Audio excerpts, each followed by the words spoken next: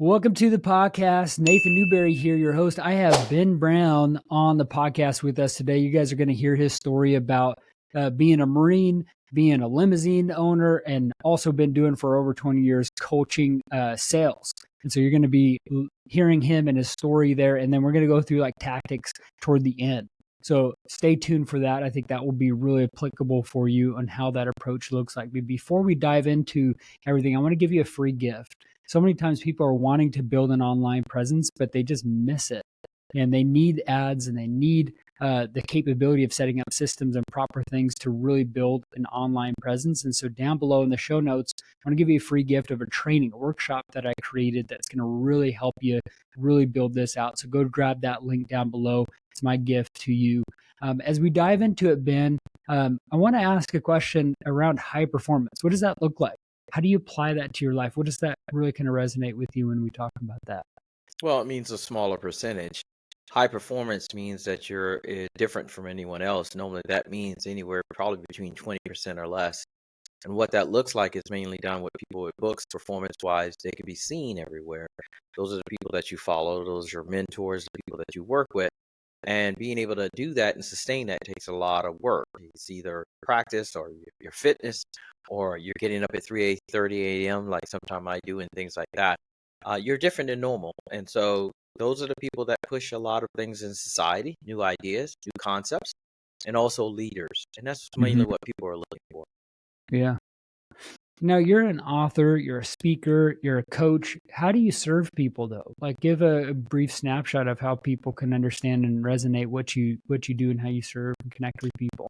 It depends on when it comes down to coaching. Are they coachable? Are they willing to change? The purpose of a sale is to get someone to actually move, right? Anything in life is asking somebody to move, to do something. Your father, your children, you ask them to do something. You don't talk at them. You ask them to do things. Do your homework. Follow me. Listen to what I tell you to do. So are people really coachable? Some people aren't. And those are the same things. Not everybody can be a high performer, right? Not everybody can. That's why it's called high, not medium, right? Medium performer. I would like to sell that book. That won't work. How to be successful at the medium performance. Status quo. Yeah. But that's not what it's about. Same thing as entrepreneurship.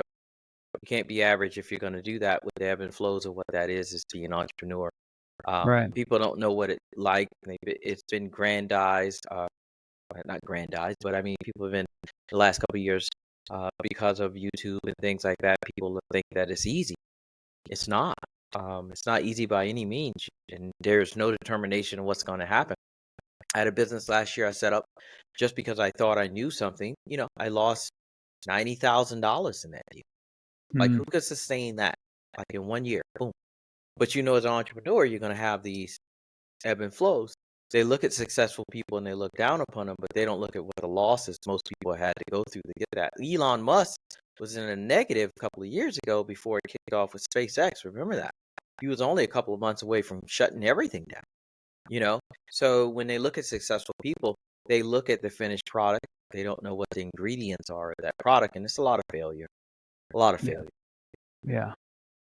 Well, let's bring us back to like the beginning of your day. You're a Marine, like in the military. And what kind of started this journey toward being an entrepreneur and then really kind of diving into sales and really kind of building that out? Well, sales came first. I was in the gym business doing the personal training, and I realized that personal training was capped at X amount of people that you could serve per day, $75 per session, maybe 6 sessions, you're burnout. But I got recruited into the sales team because of my personality. And I realized just by talking how much more money I made from that. So that was very enticing coming out of the service and going to school. So the first thing I had was a good mentor. And that's key when you get into sales. A lot of people drop out because they wasn't brought in it right. They wasn't taught right. And it's frustrating because you're putting a lot of risk, especially when you go into commission only jobs. These type of deals are being sold into these jobs where you're selling stuff you don't believe in. One of the key performances that I work with people, and the first thing I have to realize is, do you like or love what you sell? And one of the criteria, if you don't like it or love it, leave it. It's my concept. Because you have to get through the tough times and you have to believe in it. even sometime when you don't. I mean, you have to have that concept because it comes through in your voice and your vernacular and your everything that you do. And so with that in mind, you have to have that in order to be coachable for that. And so that's some of the things that we taught. But yeah, going from there, I started entrepreneur back in eBay days. I started selling cell phones. Mhm. If you remember back in the days, the bag phone and Primeco and all of Okay. these, I put an ad out. I buy cell phones. That's all I did. And so I was buying, going around, people that had them in the drawers. I was selling them for $5. I was buying them for $5 a pop. And most of the phones I can redo at my house and probably get $40, sometimes $20 a phone on eBay. And so you would come to my house and I would have all of these phones on the floor with all these different chargers. And I was pulling down 2 to 5 grand a month, which is big time back in those days. And that's how I started in entrepreneurship, realizing I can, packaging, inventory, all the stuff that you normally did into getting into that. And so I kept selling for companies on the side, but kept that entrepreneur spirit and just kept it going into other companies through that time frame. One of the guys I work with right now, started working with him. I started mentoring. He's a partner in my business with veterans. And he said something, kind of fact, like, I don't know you. He didn't know me that well. And then he realized, you've been an entrepreneur since 2002. I said, yeah. You didn't know that? He was like, oh, enough said. I got nothing else to say. I mean, we're good to go. You're good. Yeah, I was thinking about something like, no, but you're good. You've been since 2002. I'm like, yeah. It's like, oh, you know what you're doing. I said, kind of, yeah. Been doing it for a while. So, you have those ebb and flows in your business and everything. Like the limo business, we had 2 hurricanes last year. There's, you know, 60 days with nothing coming in because there's devastation in the area. Nobody's taking out limos. You take COVID, big learning experience. I mean, even for that business with the limo business, the phone didn't ring for a year. How do you keep going through that, Mhm. when there's nothing there? So a lot of this comes back to your mental performance, which most of the time when I work with people in sales, I before I teach them the technique, I have to change their mindset. So the mindset is the key component because a lot of people are not used to hearing no all day. Right. Right. And That's so, what I mean, the biggest challenge for people is trying to get over that. yeah, It's like the thing people think, "Hey, I'm not a salesperson," because they're not, normalized of being rejected more than approved. But if they, hit, good margin, they're gonna be, making a lot of money. It's just yeah, it's hard for people to get over that. yeah. It's hard for 'em. It's devastating because in this society now, everybody's supposed to be equal and everybody's supposed to be good. It wasn't like that in the 80s and 90s. And so now people are what they call kind of soft. They're not used to rejection. And that's what it's about in sales. I mean, the closing rate normally on any product is 3%. That's 97 no's. Can you do that? A lot of people couldn't. I mean, one of the things I teach is don't look for the yeses, look for the no's. So some of the students, I will say, we get on the phone and do cold calls or something like that. We will do check marks, you know, 4 and then cross as 5 and go all the way to 100. And then you realize your sales will go up because you're looking for a rejection, not looking for approval, Mhm. right? And then you're just focusing on your technique. And as your technique get better, your closing gets better. So if you're not looking for the yeses, you're looking for the nos, you're just trying to practice on a regular basis, it works better because people are really listening to what you say. Yeah. Yeah. Mhm. Let me ask you this. I mean, do you have the entrepreneurship side, of everything? That's like you're talking about, it's up and down. There's the side hustle, there's the growth. But here's the thing that I want to ask you about this, because there's a book called with Robert Kawasaki, Rich Dad Poor Dad, right? And he talks about, trying to figure out what he should do, right? And his rich dad says, hey, go learn how to do sales. It's a skill that you can build and create that lasts for a lifetime. And you've been doing, entrepreneurship for a long time. Like sales has probably been a huge vital part about the success of any of those endeavors or pursuits that you do. And then, leaning into, other aspects of business, that's probably the cornerstone of what has helped you kind of continue this rabbit, you know, marker for everything. But like, tell us a little bit about like that journey for everything. Well, I can use my godson, for example, is 27 years old, works for T-Mobile, is one of the top salesperson. So from the standpoint of everything, I said, when he came out of college at 22, I said, you have to learn a skill. Which one do you want to do? You could be a bricklayer, you could be a plumber, But everything in society as a man comes back to your skills. You fall back on your skills. You always can, if you have a carpenter, back in the days when I went to school, you came out, if you didn't go to college, you went to shop.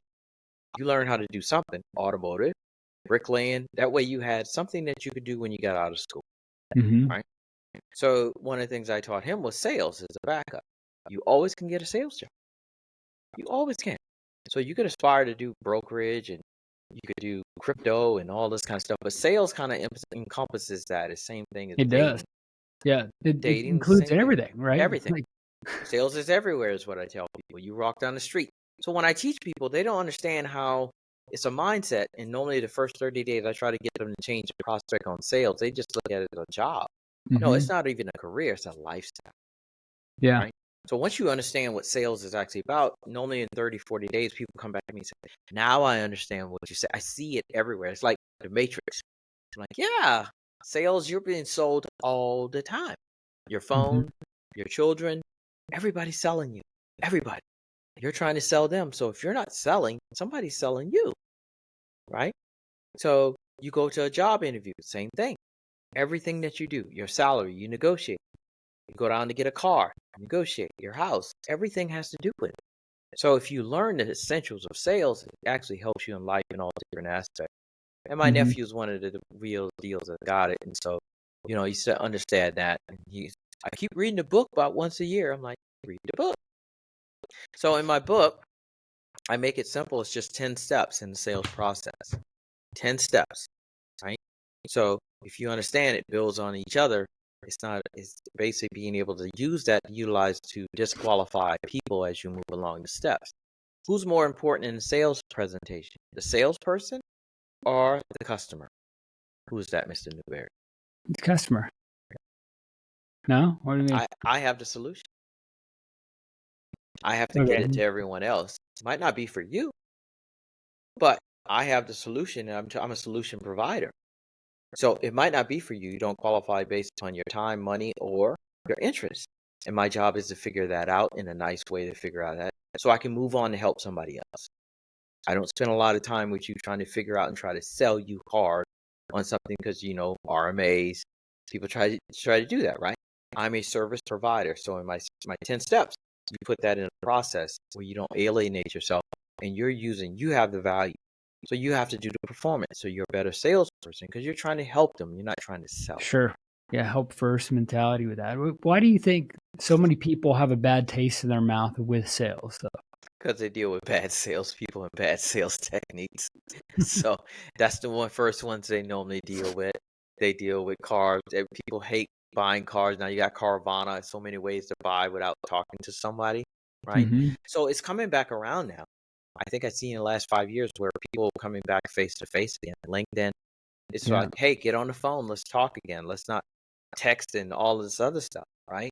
So your skills, the people that kept their sales skills are going to be a whole lot better. Everything goes in circles. Bell-bottom jeans are coming back. Like sales is coming back. Verbal communication is coming back, right?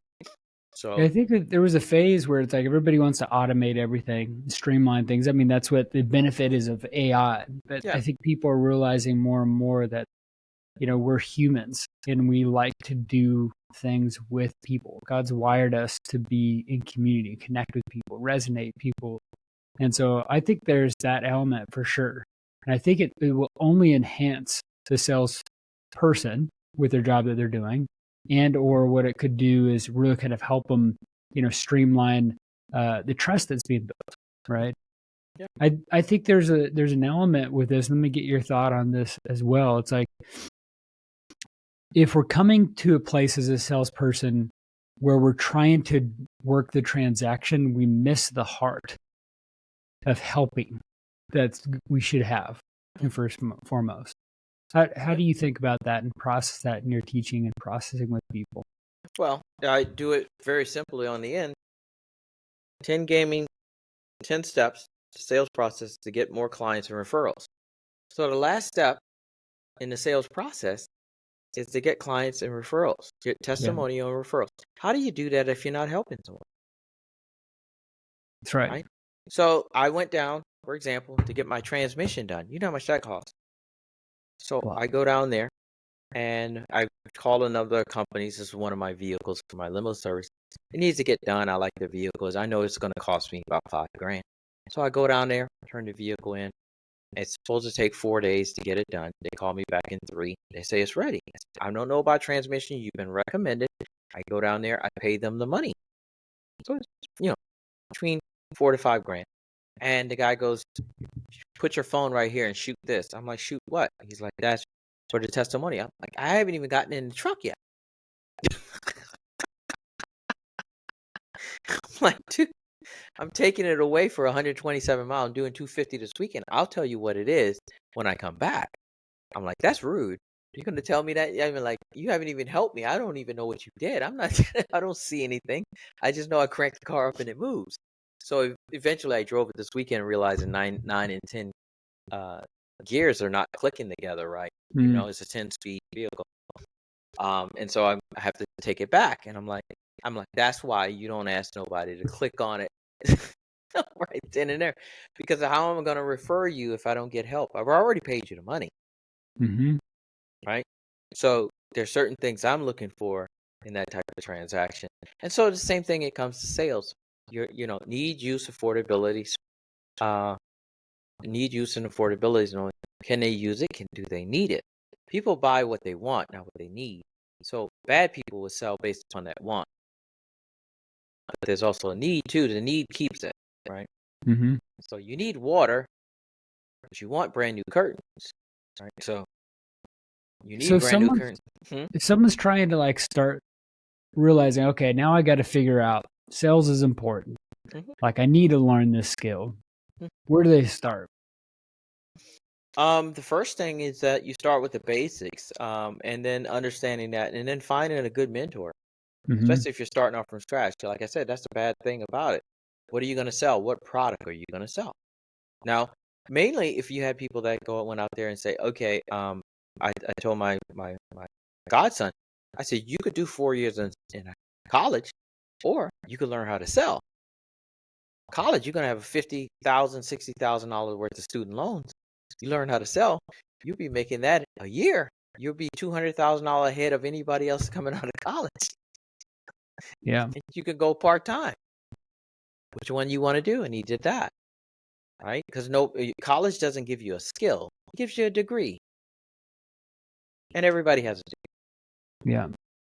I think it serves people so well when they really kind of figure out, hey, how can I communicate? How can I negotiate? How can I communicate effectively to make people do what you want, leading people in a direction? And when we're looking at, helping people and you're building some building blocks, and I'm interested in how you break this down with your sales, but it's like when I think about, sales, it's like trying to build rapport, building a frame. We go through asking specific questions, going through, how this benefits someone. And then you're asking for the sale and then knowing how to handle objections. And then, of course, follow up later for referrals. What's the kind of pipeline that you think of in terms of like the sale process that you go about though? No, it's just 10 steps. When I learned sales back in 1996, 97, when I got into a major company doing software, they taught me the real deal. Before then, I did gym sales, I did car sales, electronics, things like that. But I got with a company just like IBM that had a very good program.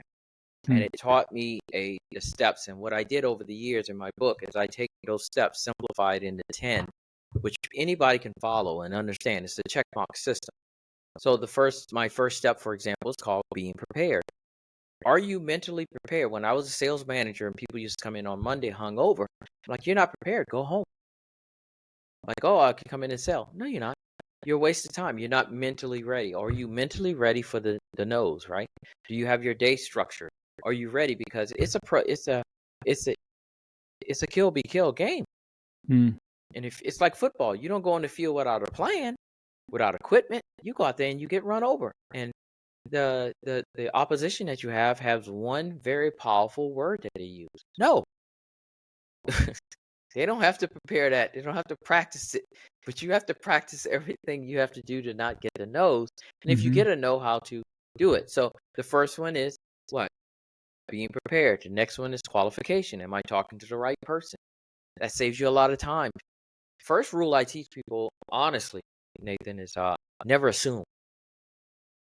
Never assume. That's the first rule in sales that I teach people. Never assume they have the money. Never assume. You take them through the process. You never think, oh, this guy's got money. He doesn't have money. Oh, he's qualified. He's not qualified. The best difference between a good and a great salesperson is the number of questions that you ask. It's like a lawyer. You've been to the same law school. What's the big difference between that lawyer knows the more difficult questions that he needs to ask to get what he wants, right? The presence he has in the court system, especially if he's a litigator, right? Right? They all went to the same school. They read the same books. Why is he better? It's because he knows the system more and he's more confident. So 80% of sales is confidence. Confidence. So I Definitely. could teach you all day long. You know it 10 steps back and forth. You get on the phone. Hey, how you doing? My name. Whoa, no. Whoa. Hey, you got to control the room. You know what I'm saying? You got to understand that certain things like that. And do you believe in this in the product?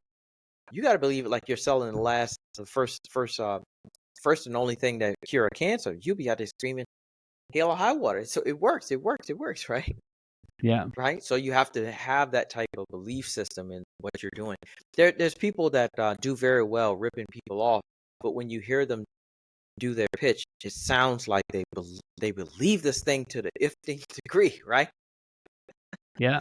Even though it's not going to work. How did they do that? That's the negative connotation. They're being able to proact that, right? Actors, they're being able to act like they believe it's going to work. If I believe it, you should, Yeah. right? Right? And so that's the deal. So it doesn't have to be that, but systematic, right? You start off with getting prepared, qualification, and then you go into different things like number 3, the requirements. If I could, would you? Before I even tell you what, if I could, set up the presentation. So before I present to you, when I did car sales, it came in handy. Before I take you out on a test drive, if this car is everything that we say it's going to do and meet the numbers that you can, is there anything holding us back from doing business today? Well, my wife's not here. You told me you're the decision maker. Yeah, but okay. So from what you're telling me, we can't get anything done until your wife is here. Yeah, where's she at? Like, I'm not going to take you out on a test drive for an hour and a half and come back and then figure it out. It's your wife's not here. There's nothing can be done. These questions are Right. not being asked. People get frustrated. Make sense? Yep. Yeah. That's good, man. So good. I feel like the objections are the big things, but it is found out first by the discovery questions you ask, right? Well, the way I was trained and the way the system works, by the time you get to the end, there's no way for them to run. You built a case. You've asked Yeah. all the right questions. The qualification question: are you qualified? I stated if I could. During the presentation, I got the yes pattern, the buying signal. When I finished the presentation, does it sound like a winner? Does it sound like it's going to solve the problem? Before I even close, I'm asking you. Does it? Yes. Does it? Yes. Let's do it. Oh, I got to think about it. Oh, no. You already told me this. You already told me that. You already told me this. You already told me that. You told me that. So I don't have to come up with a book of closing techniques somebody gave me on the internet. If a horse, you could lead a horse. You don't need none of that. Right? So the main thing I want testimonial and referrals. I've gotten to the end with people and couldn't get them to close, but I even got 2 referrals from it and sold the 2 referrals because it's part of my process. I'm doing the process. Just stick to the process will set you free. If you're out there winging it, I mean, some guys are good at winging it, natural born salesman. But if you give me somebody who follows the process compared to a natural, I'll take Yeah. the process guy any day because he'll kick your butt. Because that natural guy, his demeanor will go up and down during the year or during the months. He'll come in not feeling it. But if you know the process, I've seen this many times in sales rooms, 200 people in there, and people that are not killing it, but they're consistent. Yep. They don't have the up and down, the emotional aspect. I didn't sell anything. Something's not going right. Because the first thing a salesperson has to do is take responsibility. And most of them don't. Why didn't you get the sale? Well, he wasn't qualified. He didn't tell me this. I don't think he was this. They tell you all this kind of stuff. What about you? What's wrong with you? Oh, nothing wrong with me. Okay. So why are we not selling? Oh, well, it must be a Monday holiday. They come up with all this crap. See, somebody's always selling. right? So when I work for some companies hiring people, because if you're not a salesperson, it's very difficult to hire people, because if one thing a salesperson does know how to do is get a job, doesn't mean he can sell your product, because he knows how to sell himself first, right? But you don't figure that out till 3, 6, 9 months down the road. This guy's not selling your stuff, especially if you're paying him a high salary and it doesn't match what he's supposed to do. I've seen that numerous times. So that's the fun part, trying to figure that out. Yeah. Well, what about like when you're talking about script and the process? I think so many times people need to be professionals with following through the process, even if they're trying to learn it. And having a like a rule book or a playbook or something that you can run off of. In your book, do you go through some of that process as well of how important that is? Well, let me see.